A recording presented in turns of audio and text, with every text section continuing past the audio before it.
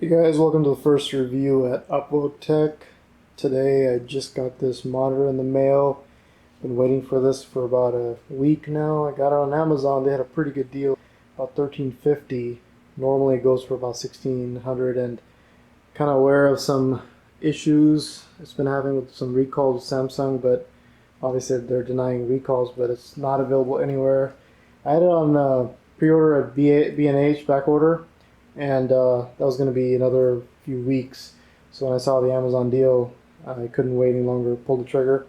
So we're going to open the box, and we're going to look at the contents inside and plug it in, and hopefully everything's fine.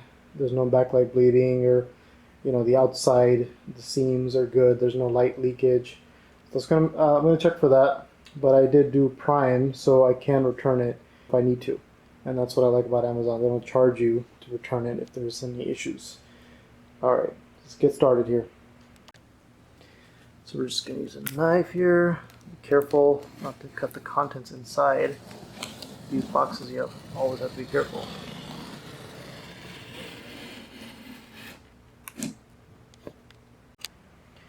Alright, let's open it up.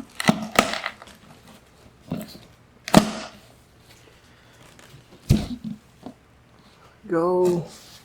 Alright, so this is how it's packed. You can see there's some manuals in here. Tells you how to pick it up, take it out of the box, step-by-step guide, how to put the little thing in the back, the LED. I think this does have a VESA mount, because my plan was to use a VESA mount. And this is showing the stand. Yeah, I think there's an adapter included in here. So let's take a look at that. This is the stand, very big, but from what I've seen on the video before, it should fit the curve of this monitor really nicely, so it doesn't kind of stick out. So let's take a look at that, and here is the monitor. So I am gonna have to take this out. Let's see. Oh, this is the cap that goes in the back with the monitor, and here is the cover, the stand, and the cover that holds the cables, so it'll hide all the cables so you don't see them running on the back of the monitor. So we'll get that unpacked. And this side, this is the VESA mount. Yeah, this little thing, so this should go back there, and if you want to not use the arm, you can VESA mount it on your desk.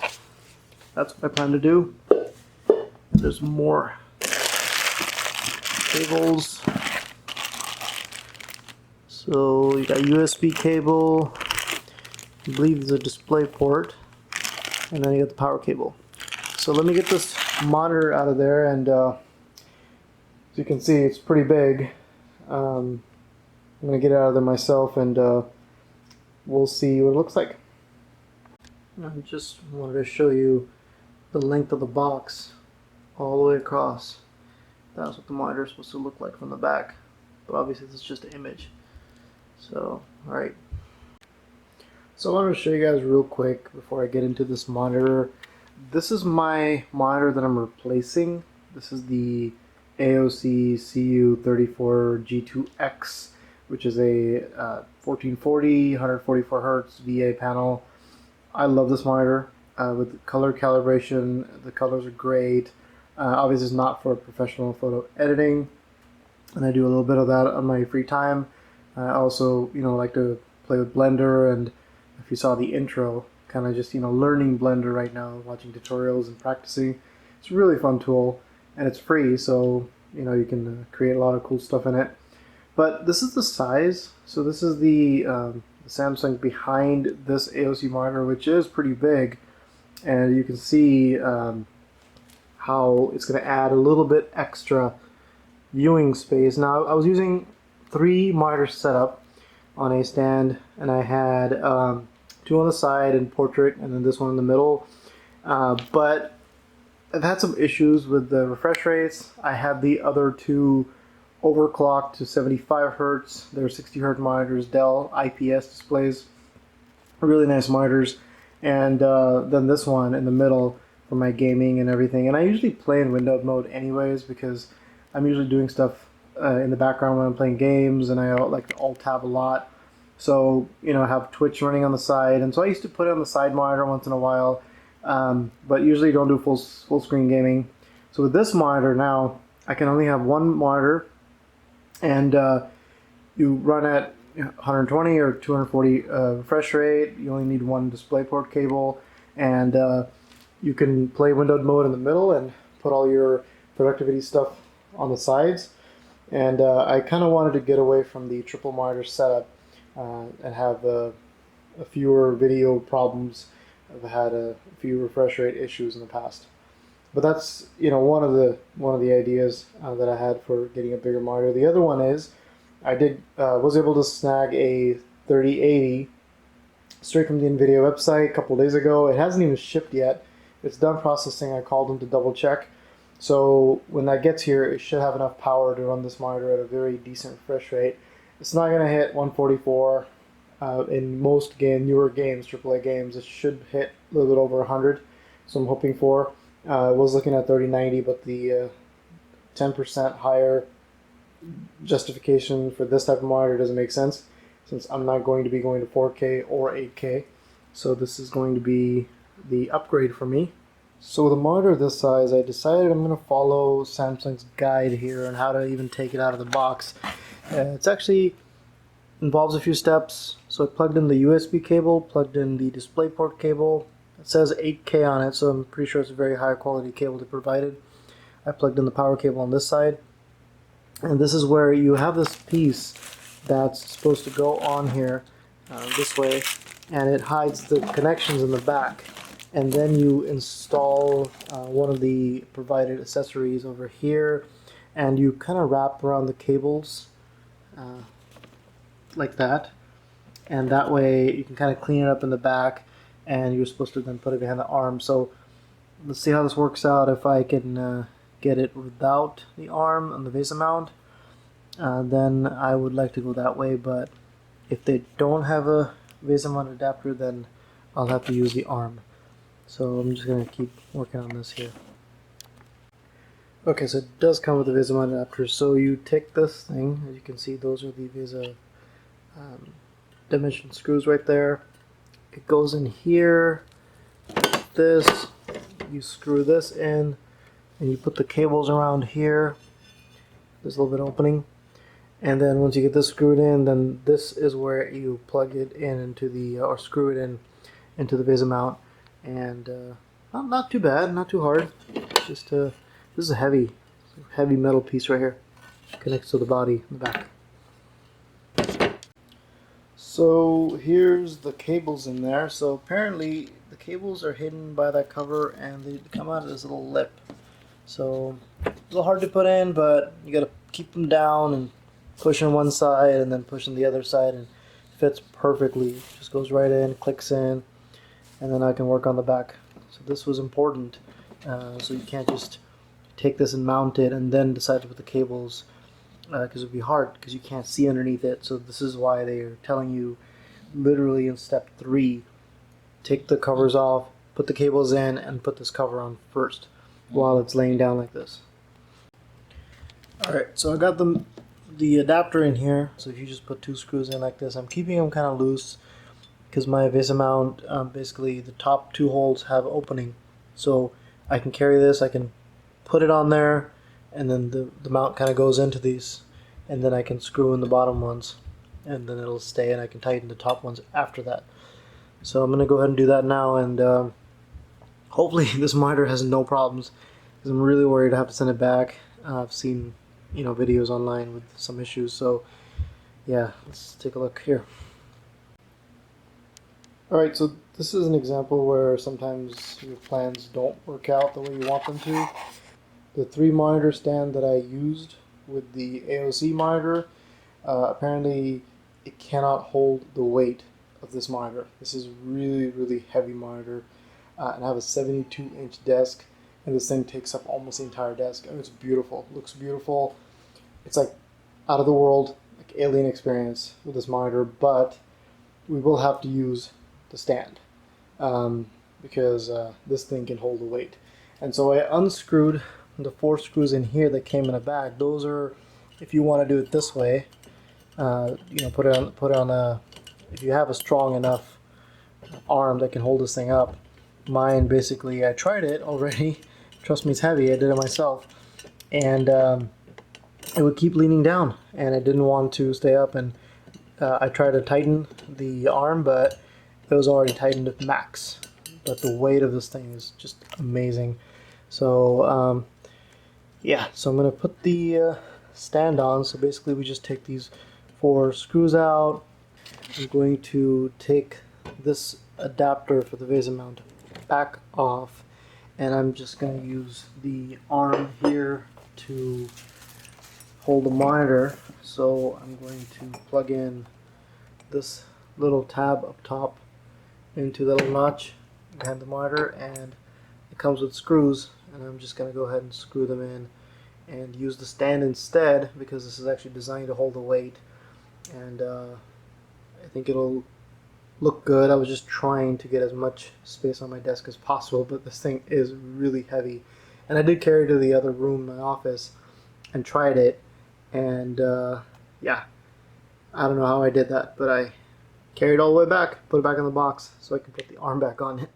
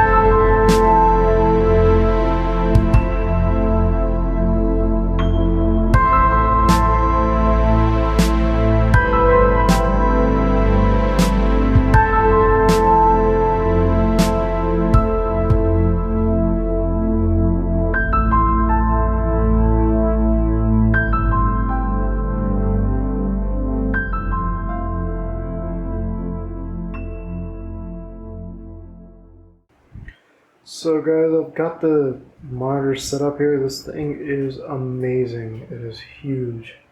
You can just span all the way across from here.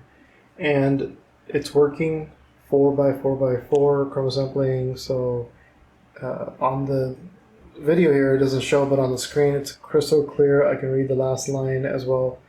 And it's only running 120 Hertz because right now I actually was one of the people who sold his 2080 Ti, and that's a RX 580 in there right now, and I got 1070s for all my kids, and I'm using one of theirs RX 580 as a backup until the 3080 comes in. So the thing with this monitor is you have to be stuck at 120 hertz max. You cannot go to 240 until you get a 20 series or higher monitor, which they have the display screen compression technology, and that will allow you to go to 240 hertz. So, I went to YouTube and I played a video, and they have videos that are 32:9 aspect ratio, and it's crazy because even with the lights on in this room, when you stand in front of this monitor, you forget that it's a monitor because it's spanning all the way across from your eyes, and I've never had anything like this before in front of my face. So very impressed. There's no backlight bleeding at all. I looked at all the edges. It's perfectly fine. There's no bleeding. Obviously, it's a VA panel, so turn the lights off, and there's no hot spots anywhere. It's almost like I got one of the perfect panels. So I am crossing my fingers, and I hope it stays that way because this thing is beautiful. And I'll do some more videos internally, and kind of show you guys. But one thing I do want to mention is the back panel is kind of open right now, right here, because the DisplayPort cable that's at 8K that came in the box didn't work. So I had to use the cable from the AOC monitor that I was using, and it showed up. I thought that something was wrong, maybe the video card wasn't going to work, but I know the DisplayPort was working before I installed this monitor because I was using it with the AOC. And HDMI worked fine, but it wouldn't go to 120 hertz for some reason. So I was kind of troubleshooting online, and I was like, you know what, let me just try a different cable. And it's a skinnier cable, it's more flimsy, but as soon as I plugged it into the video card, Windows made that little sound and the screen popped up. And then I downloaded the drivers, I did a firmware update, and it's working beautifully. So I'm just going to go ahead and play with this monitor, and I will do another video, follow-up video with some benchmarks. I'll do some benchmarks on the 580 just so you guys know how much power this monitor needs to play games. And then I will also do some benchmarks when I get the 3080, and we can see the difference on a RX 580 running on a 3900X on the Asus motherboard. It's a Hero, I believe it's Hero 8, and it's a X570 motherboard, and I have the Arctic Liquid Frozer 2 cooler up there. It's got the little fan for the VRMs. This thing is crazy. I replaced the X62 NZXT, and I've actually noticed that it overclocks to 4.3 gigahertz on all cores now. Before I couldn't do that, and it's been running great. And I'm actually running at 3600 at CL14, so it's pretty tight timings. That's BDI, G-Skill BDI RAM right there. So it's working pretty good. I haven't turned on the RGB lights in the back yet. This was more like unboxing and setting up. I recently just moved everything in my office, so everything's a mess. So I'm kind of trying not to show that too much. You probably saw some cables hanging there on the walls. So I got to clean up this office, paint it and everything, and then I can do more videos, a little more quality videos. I was just playing a little bit of Guild Wars 2. It's my fun pastime game. Amazing. Now you'll notice this one's a little stretching in the corners. It's definitely a little older game. There's a new expansion coming out, but I don't know if it does any graphical updates. But this is running on a RX 580, and I have it on max graphics, except shadows and water reflection, which usually causes big frame drops. But this is running at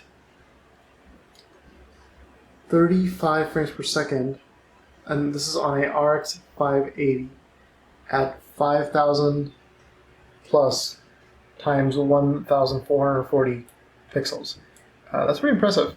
The game does look beautiful. The one thing I noticed is the brightness on this monitor is very uniform. Doesn't matter where you look, it's bright. And the AOC I had was HDR 300 maybe. This is a HDR 1000, and the colors are just beautiful. I mean, I've had an IPS display, but I can tell you the contrast on this thing, like that guy's hair right there, is pitch black. No smearing, nothing. It's just, the graphics look amazing on this monitor. Alright guys, I'm going to stop the video here. There's a lot of things I need to do. I haven't even played with the RGB on the back and see how it shines off the wall, the white wall here, which I'm going to paint light gray, and I'm going to do some benchmarks and we'll do some comparisons. I really want to see what the RX 580 can do on this kind of a monitor, and then compare it to the 3080 when I receive it from NVIDIA, and I will definitely do a follow-up video, see if any issues pop up with the monitor, how I resolve them, but I definitely think that it's not going to be that complex because I haven't seen anything yet. So look forward to the next video, and make sure you subscribe or like. I plan to do more review videos. I'm, like I said, just starting up this channel, and hope it grows over time.